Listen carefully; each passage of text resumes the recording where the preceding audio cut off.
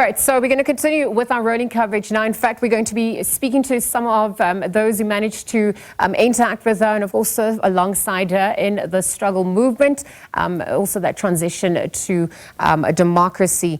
We're going to now be joined by Lindiwe Zulu. In fact, this is an ANC NEC member, ready to unpack what her legacy entails. Lindiwe, a very good morning and thank you for joining us here on the SABC at this hour.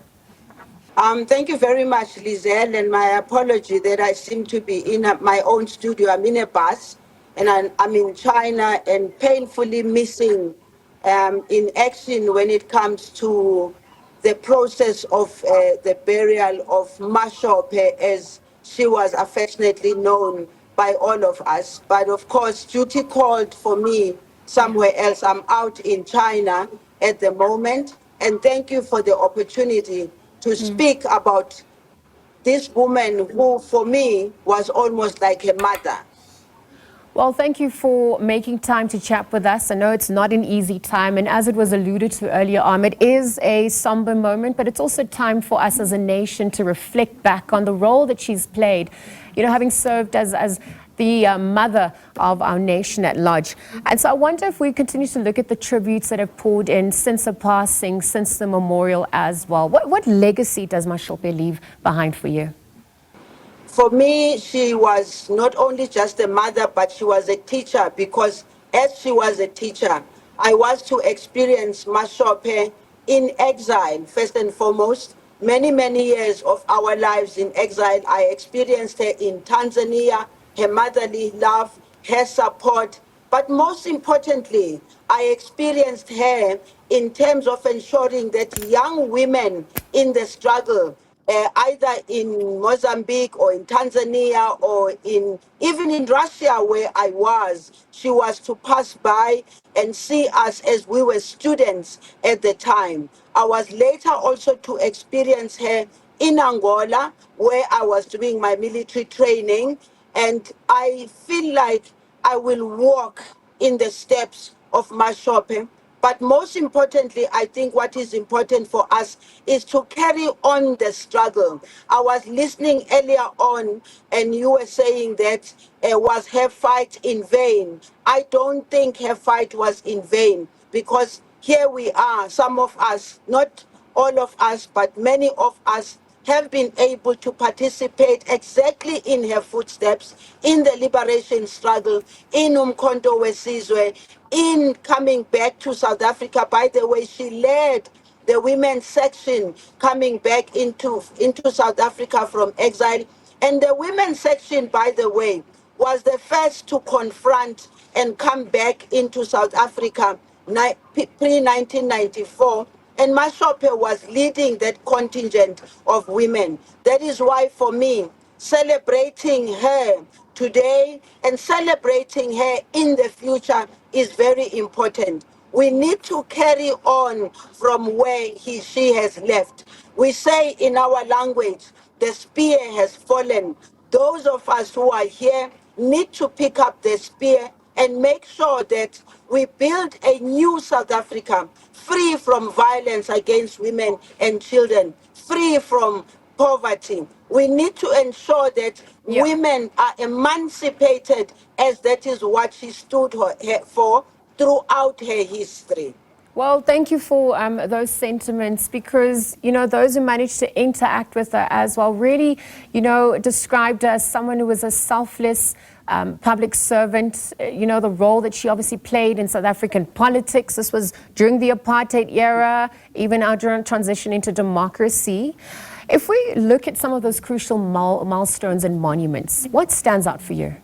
What stands out for me, first and foremost, is the fact that there are 50% or more of women now in many high decision-making structures. Mme Shope was one of those women amongst the women of the ANC who fought for the participation of women in the National Executive Committee itself. She was among those women who started the fight about 30% of women in the National Executive Committee of the ANC, and I was at that conference in Durban. She was one of the women also within the period of mobilization and going into parliament, the selection process of the ANC for women to be in parliament, in the legislatures. She's one of the women who fought for us to have, through ensuring that we have 50% women and more. So her legacy spans right from outside in exile, where she was among the women, in fact, in the forefront of women who fought for the participation of women in the leadership structures of the African National Congress. So what you see today in politics, in business, in the private sector, women taking their role, it is because of Mme Shope, who stood up, working together with the likes of President O.R. Tambo in ensuring that women are given, women take actually, not just given, women take their rightful place in the leadership of building of our communities and our society in general. Well, absolutely. It was about advocating for a more inclusive, equitable, and an equal society. And of course, having been co-listed, amongst the Rivonia trialists, we saw her indelible mark that she's left. And now that baton, as you alluded to, has now been handed over. I wonder if we just look at her leadership style, how she was a go-getter. She walked a talk, and she wasn't afraid to stand up and challenge the status quo. What do you think comes through on that front? What lessons can we also take as we continue on now as she has transitioned? Megati was an elegant woman. Megati spoke with strength.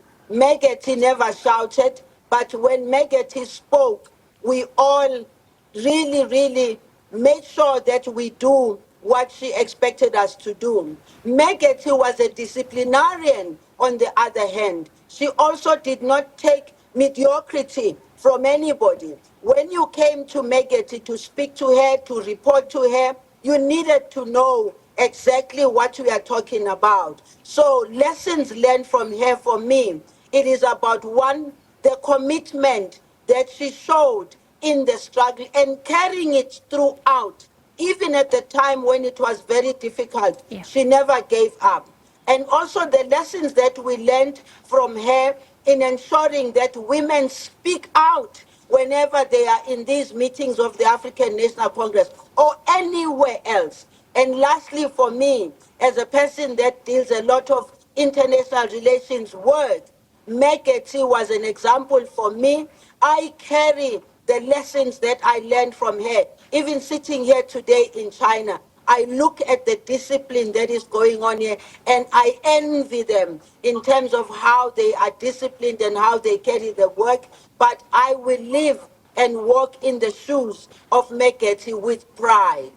All right. Well, Lindiwe, thank you so much for joining us here on the SABC. Of course, making time from your trip in China to really weigh in on her life and times and the impact that she's had on you, on the organization, and South Africa at large. Lindiwe Zulu, ANC NEC member, reflecting on the legacy of veteran Gertrude Shope. As we continue with our rolling coverage now, let's take you live to the family home of Mme Gertrude Shope. Of course, this is in Centurion. We've got some live visuals on your screens right now. This is just outside her home. Of course, the valediction ceremony is set to also be taking place in just a moment. We'll be bringing you rolling coverage there from our reporter Natasha Piri's station there.